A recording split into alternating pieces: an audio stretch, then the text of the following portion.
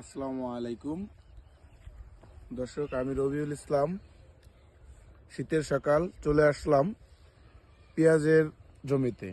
Hybrid পেঁয়াজ চাষ করা হয়েছে পেঁয়াজের জমিতে। দেখেন, পেঁয়াজগুলো আপনারা যদি এইরকমভাবে চাষাবাদ করেন যে বড় কিছু কিছু জায়গা করে একটা করে গ্যাপ রাখবেন, তো সেই ক্ষেত্রে যদি আপনার জমির ভিতরে কাজ করতে চান, দেখেন এখন যখন আমি জমির আগাছাগুলো পরিষ্কার করবো, এই যে ছোট ছোট যে আগাছাগুলো, এই আগাছাগুলো যদি আমি তুলে দিই, সেই ক্ষেত্রে এই আগাছাগুলোতে জমির যে খাবারটা, এটা আর আগাছা খেতে পারবে না, সেটা সোজাসুজি পেঁয়াজে খাবে।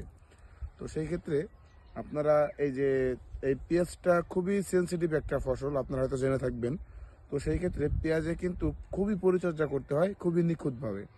তো সেই ক্ষেত্রে দেখেন, যদি আপনার পেঁয়াজটা আমার এই কাদিরে যদি আমি না রাখতাম, এই গ্যাপটা যদি আমি মাঝে না রাখতাম, তো সেই ক্ষেত্রে আমার কিন্তু পেঁয়াজের ভিতর দিয়ে চলাফেরা করতে হতো। সেই ক্ষেত্রে পেঁয়াজের ভিতর দিয়ে আমি যখন চলাফেরা করতাম, তখন কিন্তু আমার পেঁয়াজগুলো নষ্ট হয়ে যেত। আর যখন আমি মাঝে একটা গ্যাপ রাখছি, আমি স্প্রে করার জন্য বা নিজের চলাফেরা করার জন্য, আমি এই গ্যাপটা থেকে যাবে আমার।